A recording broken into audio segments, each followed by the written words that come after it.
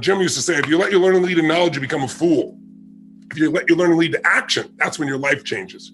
So I started being aware of who was saying what I was taking in. Jim used to say, success leaves clues. If someone's successful, they're not lucky. They're doing something different than you. Figure out what they're doing different. And he said, the first thing is find out what they're reading. He said, I remember he said to me something funny. He said, find out what poor people read and don't read it. And when he said poor, he didn't just mean financially poor. He meant people that were unhappy, people that had no sense of meaning in their life, people that were financially strapped because they weren't managing to add value to other people, people that found themselves not taking care of their relationships, their body. Poor isn't just money.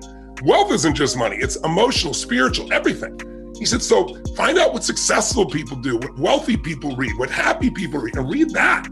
Feed your mind. So step number one is every single day, you got to do something to feed your mind. And if you do that, if you just made that habit, say even 5 days a week, I swear to you, it'll change your life. But again, not what comes to you, what you pursue.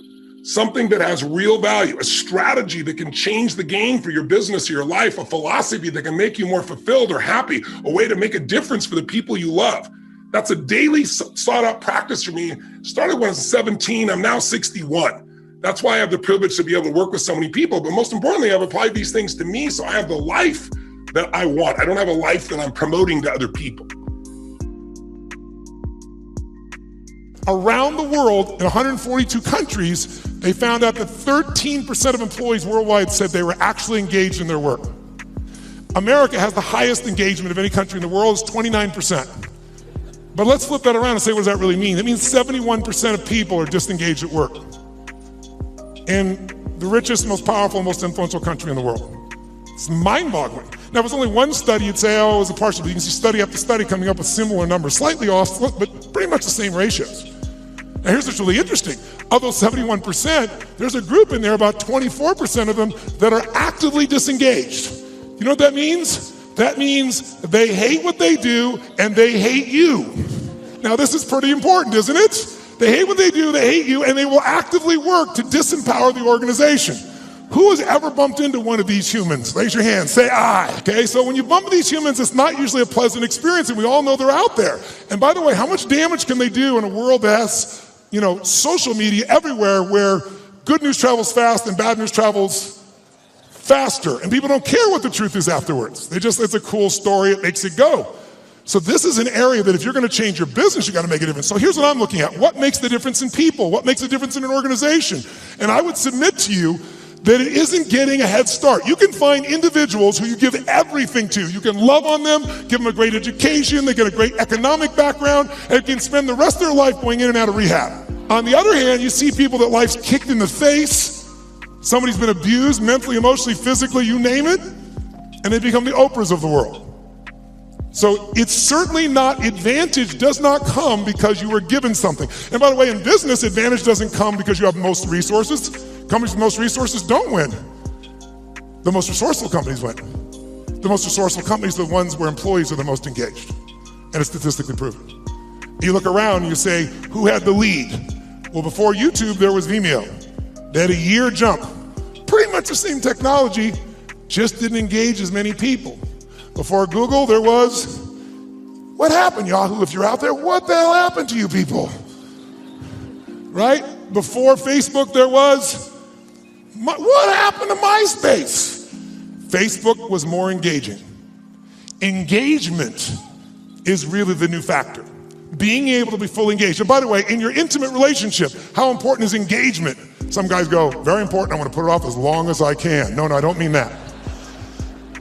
Full engagement in that area is going to determine the level of fulfillment you have or don't have in a relationship, right? The more engaged somebody feels that you are with them, the more energy you have, the more connection you have, the more aliveness you have. So part of what I would like to kind of experiment with here is kind of discover what creates engagement for real with you, what creates disengagement, because these are huge factors. Because if you understand what they are, your level of performance, your level of results, your level of leadership, your level of joy will change very, very radically. Here's the problem with the least neglect. Neglect starts as an infection. And if you don't take care of it, it becomes a disease. And one neglect leads to another. And the worst of all, when neglect starts, it diminishes our self-worth, our self-confidence, our self-value. You say, well, how can I get back my self-respect? I'm telling you, you don't have to go to 29 classes. All you have to do is start the smallest discipline that now corresponds to your own philosophy, like I should, and I could, and I will.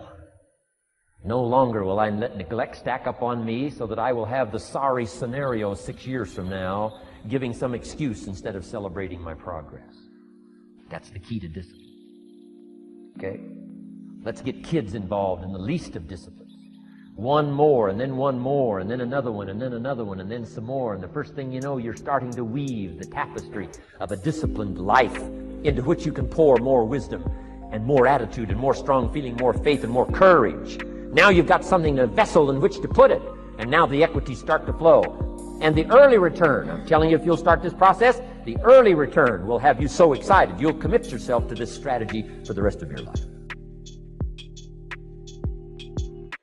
I want to make sure that every single day that you are alive, that you make it count and you take the sweeter choices of life that God has given you.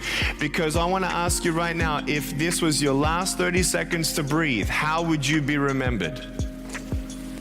Were you a giver, encourager, or were you a taker? Were you a bitter person? Did you encourage people to, in your actions, in your life, did you help them or did you discourage them? Did you take that time to say, hey, how you doing? And they look to the ground and say, oh, I'm okay. No, look at me. How are you doing? We are here for one another. This is the ministry. This is Jesus. This is the light. And I want to tell you, I'm sure that if any one of us was at a road and there was a 3-year-old kid in the middle of the street sitting down playing with rocks on the street, and a bus was coming and the bus was about to kill him, you have plenty of time to get up off your seat, go save that kid. Will you save that kid? Of course you will. You don't know his name, you're going to save that kid. You don't know his religion, you're going to save that kid. You don't know his sexual orientation, you're going to save that kid. Because why? We are the light and love in the bridge to Jesus Christ. We need to understand that it's not just doing what we think we need to achieve or have. Some people think that things get easier when you get married. Go talk to some married people. Some single people are like, oh, I'm not happy, but I know I'm going to be happy when I get married. Dude, if you ain't happy single, you ain't going to be happy married. Can you hear an amen? Yeah, you guys already know it, right? You got to talk that. So what do you want? How do you act? Who are you? Make today count. Dream big and never give up. But now let's talk about the management of time. Here's one of the best ones. We covered earlier. When should you start building this hotel? Answer, as soon as you have it finished. Now jot this one down on time management. When should you start the day? As soon as you have it finished. Plan the day the best you can, leaving plenty of room for improvising and surprises and all the stuff that happens during the course of the day. But if you've planned a good, productive day, now you start that day, you can't believe how much more valuable your time will be. Don't start the day until you have it finished. Now here's the next one. Don't start the week until you've had it finished. Now to lay out a week is a pretty good challenge. Next, don't start the month until you have it finished. The places to go and the people to see and the productivity and the sales and the customers and the development and all the rest of what you want to accomplish during the course of 30 days. Don't start the month till it's finished. And then here's the big one. This is really challenging. Don't start the year until you have it finished. To the best of your ability. It can't be finished like minute by minute. But in terms of the sweep of what you want to accomplish in the year 2002, make sure that that's set and ready to go by the time January 1st rolls around.